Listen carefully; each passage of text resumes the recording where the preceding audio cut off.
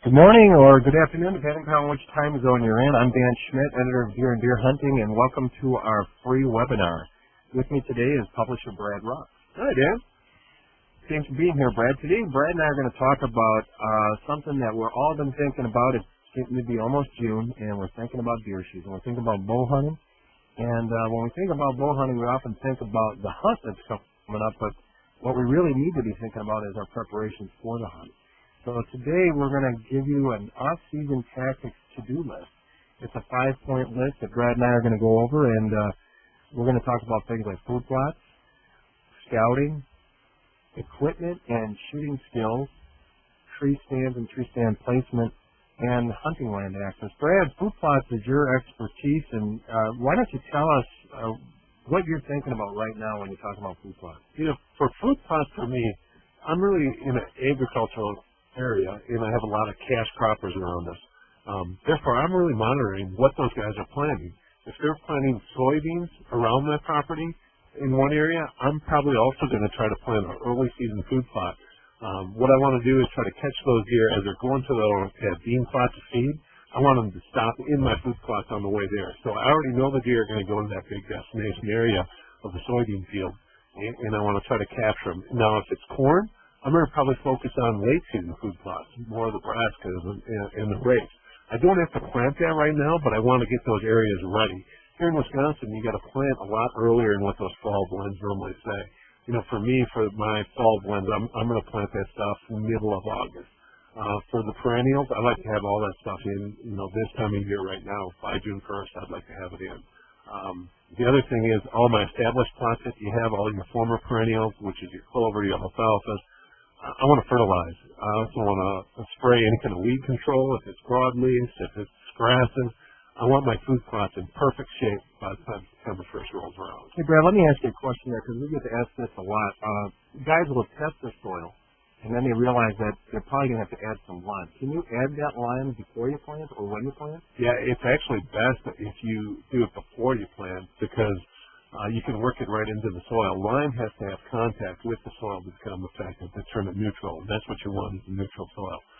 If you work that into your soil, it'll work faster than if you spread it out on top. Now, I'm not saying you can't spread it out on top. It'll just become more effective. So there's where you go. You can use multiple types of lime as well to speed it up. If you're working it into your soil, you probably want to use egg lime. If you want something to react a little bit quicker, you can use pelletize. Pelletize is more expensive. Now, what about when you're talking about spraying for weeds? Now, a lot of times you might be working a plot that's already been worked before, but what about the guy who's got maybe a piece of fallow land that hasn't been planted? How important, can he just rip that soil up and plant it, or does he really need to spray that? You really should kill it. You should kill all the weeds. Two things. One is, by doing that, the soil will start breaking down a little bit as well, so it'll be easier to work up. No matter what you do, when you do work up that soil, from it sitting there and fallow and all those weeds have seeded out over years, year after year after year, you're going to have a weed problem for the first couple of years probably, but it's nothing you can't control. What I do in that situation is I spray the weeds, let them all die until they're perfectly brown, cut them down to nothing, kill it under, and then wait for another 2 weeks, and they'll start greening up again, and then I spray the weeds so that they're dead. By that time, I'll have the soil in good shape. I've already worked in my lime. I'll also have fertilized that soil, and I'll have compacted it. So therefore, once I kill the weeds again, you can actually go in that very day and plant it. So I plant it, and then when the rain hits, you should be in good shape. Here's a question we get to a lot is, a guy has a small acreage to plant food plots. Is it worth his time to plant corn? Corn, it's hard. You need a bigger plot, and I've already tried it with this. Plots that are as big as an acre and a half. And for the guys that don't know, an acre is a pretty big plot. It's the size of a football field, basically. And even in that type of area, if the deer do not have a lot of other food sources, they're going to decimate the corn. They're going to eat it. They're going to pull off the tops, and therefore you're going to end up with nothing. What would you recommend if I only could plant one type of forage? What would you plant? It's tough. I want to know if you're an early season hunter or a late season hunter. If you're early season, you like going out there early season, it's any of the perennials, the clovers, the chicories, alfalfa, because that's what the deer are really keen on that time of year. Now, if you want to hunt the rut, Brassica's where it's at. It's the race. It's the purple top turnips. The deer just thrive that stuff once the weather turns cold. I mean, it's one of those two things. It depends on what your hunting technique is. So we got a question came in here. It says, I hunt 15 acres adjacent to a several hundred acre sanctuary. How small is too small for a full plot? And how about creating ponds in addition to small full plots? You know, water sources are key. And it depends on your area. Again, you could have a spot where you don't have a lot of water, and therefore, if you dug a little pond, it's going to be an attraction. I'm in an area that has a lot of creeks and a lot of ponds and other water sources, so water's not as crucial in my area. Now, the size of that food plot depends what's in that sanctuary. I mean, if there's any kind of other egg fields in there, those deer are going to key in on that. But how small is too small? I got plots, and I live in an area that has a lot of deer that are as small as a quarter acre. And what do I normally plant in that? You know, some kind of perennial, like the clovers, because you know it's renewing. I mean, the deer keep coming to it. Brassicas are good. You know, they'll leave it alone, but they're going to wipe out that quarter acre in less than a week. So unless you're there hunting it, you might miss your whole food plot. Is there so if you have a small plot, is there a window of time? Can you plant plots too early? Yeah, definitely. So, and you got to make sure the soil's warm enough. The soil's got to be at about 50 degrees to be able to plant for the season germinate, or they'll rot in the soil. I saw we have another question about when you want to plant oats. You know, oats you can plant either time of year. Really, you can plant them in the spring. You probably don't want them to mature, because what the deer like is they like that first growth up to like 5 or 6 inches. As soon as they start getting stemmy, that's when the deer don't want to eat them anymore. I like oats in the fall, and I like to mix it with my brassicas, strip oats, strip of brassicas. Why do I like that? It just diversifies a little bit, and it takes some of the pressure off the brassicas. I know the deer are not supposed to eat rakes and turnips until they freeze. Once the deer get used to it, they're going to start eating it, and if they eat the leaves off too early, you just don't have the fun. Therefore, if you give them the oats, they'll pound the oats and leave everything else alone. That's some good advice, Brad. We're gonna take questions as we go through the webinar here, but we're gonna get on to our next topic, and that's scouting. When we talk about off-season, we're talking about scouting, and when we think about scouting, a lot of times we think about getting actually out there, you know, hiking, putting some boot leather to the ground. But scouting, a lot of times, if you're really targeting specific deer and you really know the property you're hunting, we're talking about glassing from a distance. And in today's age, we're talking about the use of trail cameras. I'm going to let Brad talk about the cameras, because Brad has had a lot of experience using the different products that are out there and the different technologies. Glassing, what I'd like to say on that is, if you have a property, a lot of times when we're thinking about bow hunting, the days of just getting a property and going out there on opening day and seeing what's going to walk past you, that's pretty much over, because we have the technology with cameras, and we have the ability now to view these deer all year round. And when I talk about glassing, we're talking about from a distance. And why do you do that? Is it neat to do it? Yeah, it's neat to do it. But what it does is it teaches you about the deer and how they use your land. What do you think about that, Brad? I mean, we're talking about, you see where the deer are. What are some pointers that you can give for observing from a distance? You know, I'm really, when I'm glassing, and it can be from your house, it can be driving around in early mornings or late in the evening.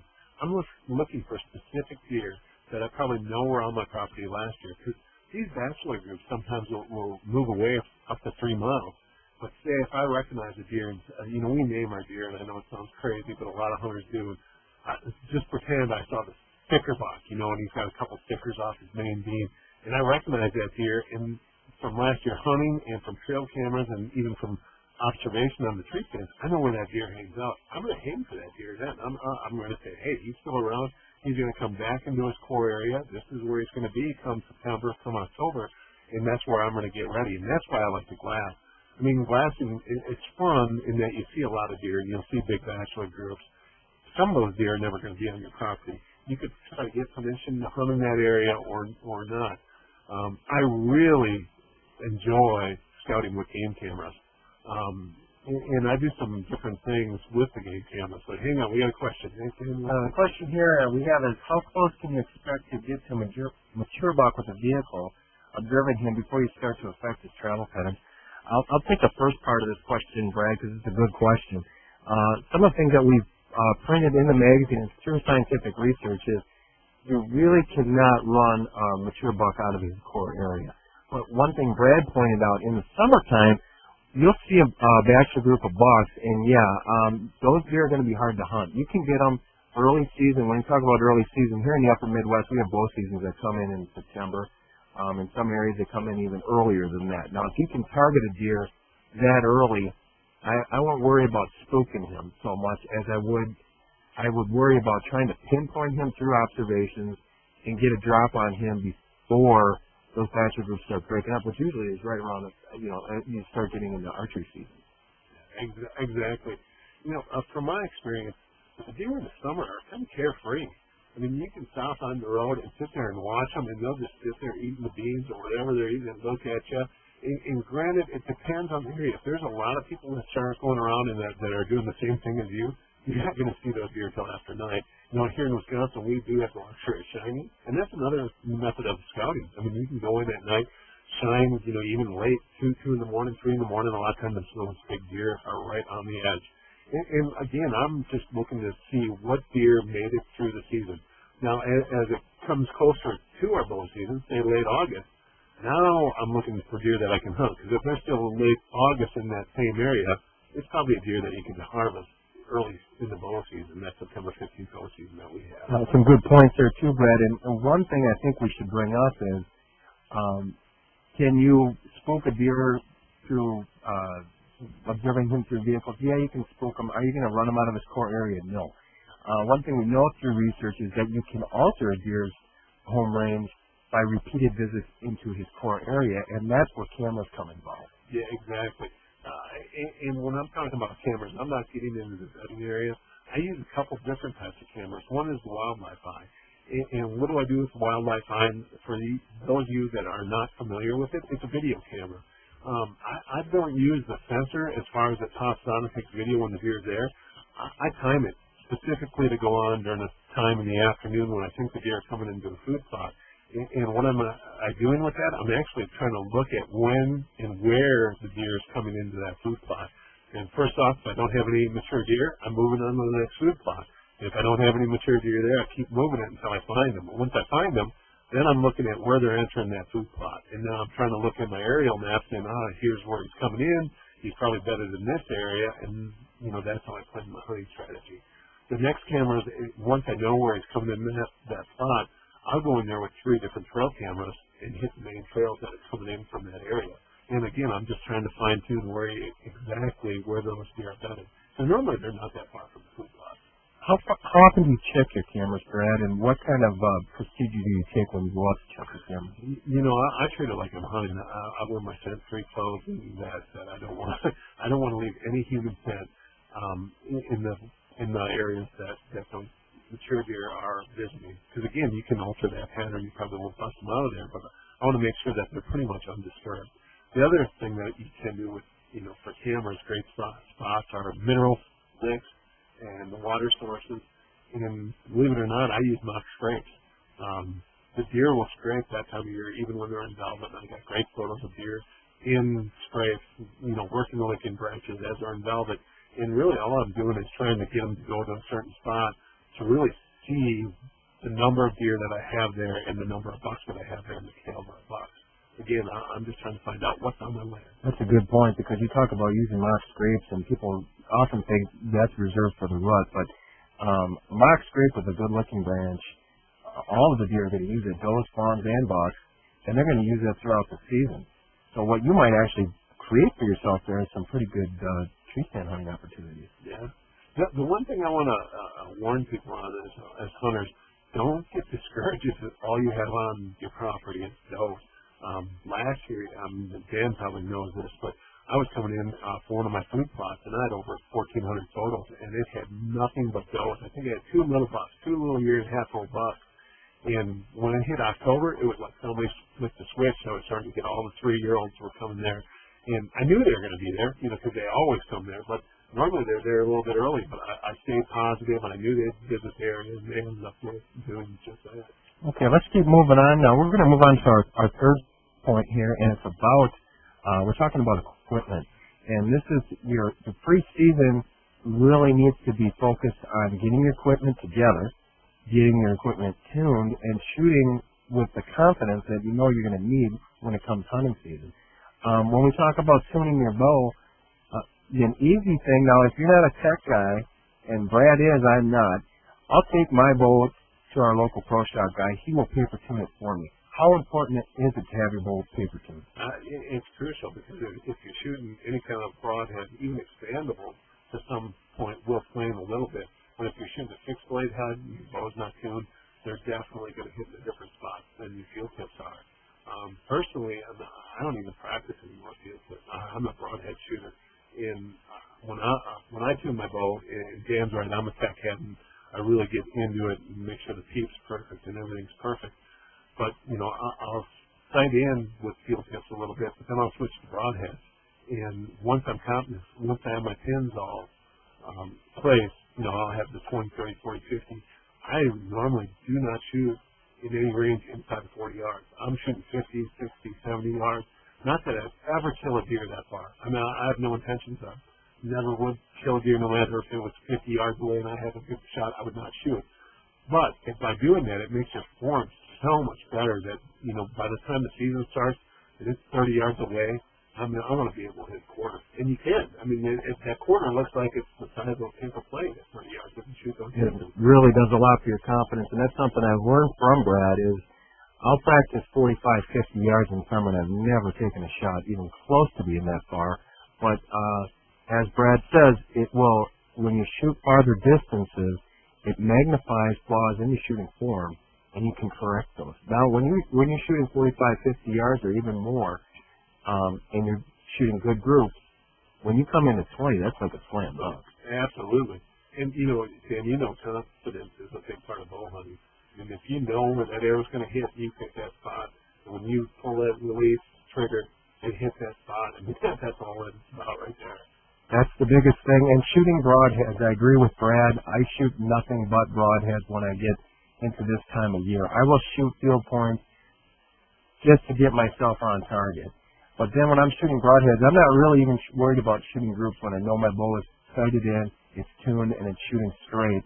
I will actually shoot at, we have block targets, we'll shoot at those circles and take a different shot every time. The other thing that I often stress is I shoot almost all my deer sitting down.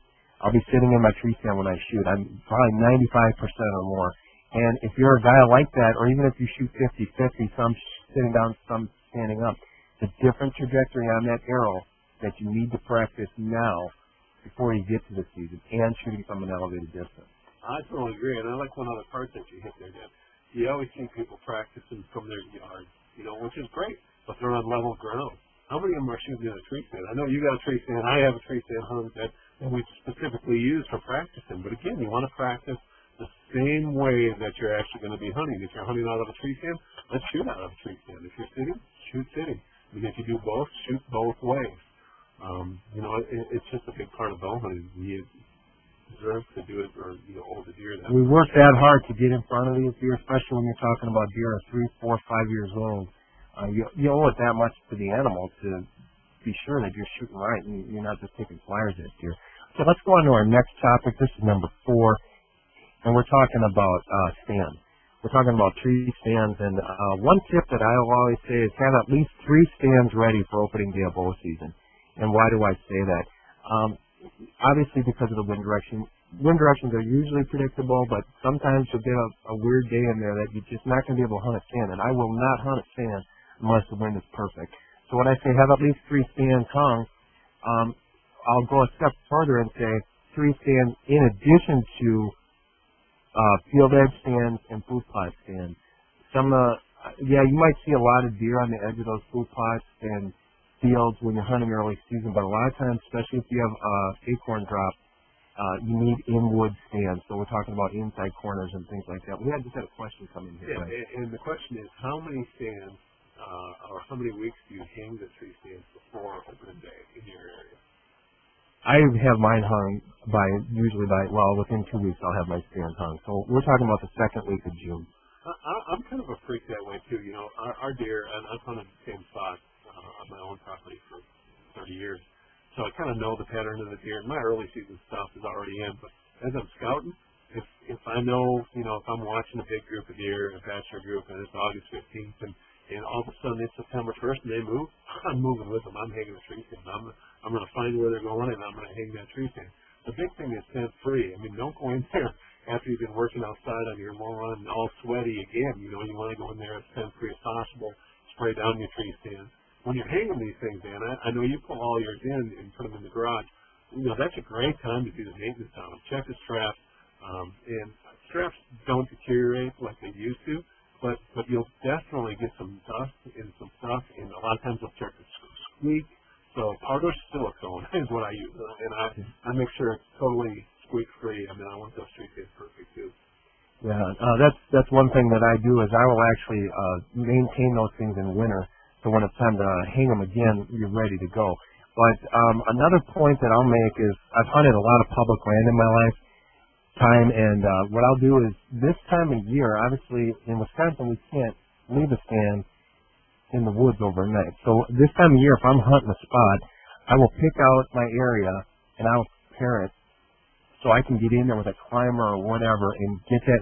If I'm hunting that first week of bow season, I know exactly the tree I'm going to. You're taking a little bit of gamble on public land because you're sharing it with other people, but you're going in there with.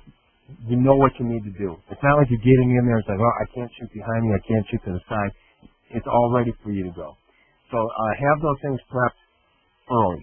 I mean, if you can wait, if you can't get them into the 1st of July, well, you still have about 2 months to do it. The other thing that I often do is I'll hang them in the middle of the day in the summertime. And if you can, this is a tip that John Eberhart taught me. He writes for us a lot. You time it by the weather. If you know there's a rainstorm coming in on Wednesday, I'll get out there Tuesday, and I'll hang that stand, get out of there. That storm comes through, and it basically washes away that you've ever been there. Yeah, that's a great tip. I try to do that myself. One last thing on tree stand. You hung the tree stand. Really think about how you're going to enter and exit that area and how you're going to get to that tree stand, because, the deer will try to pattern you as well. So you want to go in, as low-key as you possibly can so they don't see you. It doesn't blow your wind into the bedding area. There's lots of things to consider when you place a tree stand. Obviously, the most important tip, and we shouldn't have saved that for last, is entrance and exit are the number one key next to wind direction.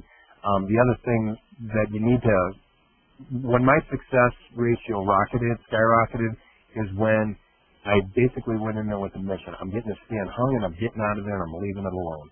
Don't mess around. If you want to hang trail cameras, do not put them near your stand. Yeah. Get it in a travel corridor that's maybe several hundred yards away at minimum, and leave that area alone, especially if you know that's a good spot. You just want to leave it alone. The element of surprise is there. You really ratchet up your chances for success. Do not trim too much. Another good point. Do not trim too much. What I'll do often is I will just either bend a branch around or tie it back with some fishing line or something like that. When you cut something off, you're in a buck's bedroom, he's gonna recognize it, and they might avoid that area and skirt it. Let's get on to our fifth and final topic here for our preseason preparation. We're talking about hunting land access. This actually should be number one. We often get caught up in shooting and getting excited and all this stuff, but hey, if you don't own the land, you better have that knocked away first. Public or private. Know where you're going to be hunting. If it's free by permission, have that hammered out now. Call the landowner, even if you've hunted there. I've had this happen to me many, many times, and I've learned about it. If you don't keep in constant contact with that landowner, one thing that Steve Bartilla is another good writer for us. Another good tip that he gave me, he said, unless you own it, you'll always be looking for another place to hunt, and that is the truth. If you're leasing land, have it in writing. If it's not in writing, it's not a lease. It's a glorified rental agreement if you don't have it in writing. So have your permission secured, however you're doing it. And Brad, what do you think might be another good tip in that? For me, I hunt on my own private land, so I have the permission, but I also hunt out of state a lot. When you do that, not only do you have to make sure you have a home that you're going to hunt on, don't forget about the tags. This is the time.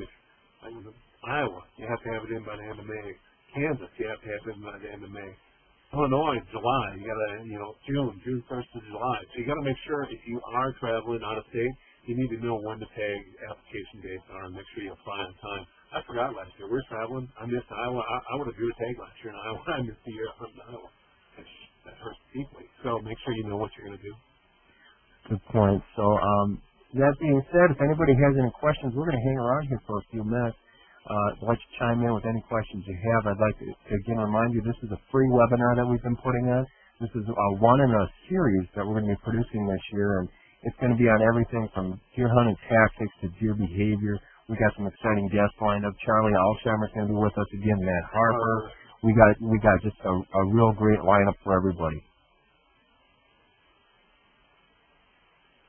All right, we don't have any other questions coming in. I'd like to thank everybody, and I'd like to thank Brad for showing up today. Brad, it's great working with you, and you always have some great insights. Yeah, great time. Well, I hope everybody does well. Okay, final question here, Brad. What are hunters most likely to regret not doing in the off season when the season starts? You know, for me, it is food plot. Just because I'm in an area that has a lot of deer, and a lot of my neighbors are also planting food plots. So if I don't have land set up the way I want it to, my deer are going to migrate. I mean, the core areas, most people in Wisconsin own a relatively small amount of land. That deer is probably traveling over several different properties. And, if their properties are better than mine with food and water and all the other sources that a whitetail wants, they're not going to be on mine. They're going to be living on theirs. Now, food is where it's at. That's obviously number one. If you don't have the food, your chances of seeing deer in general are going to be reduced, but your chances of seeing that buck in a lifetime are going to be reduced even greater.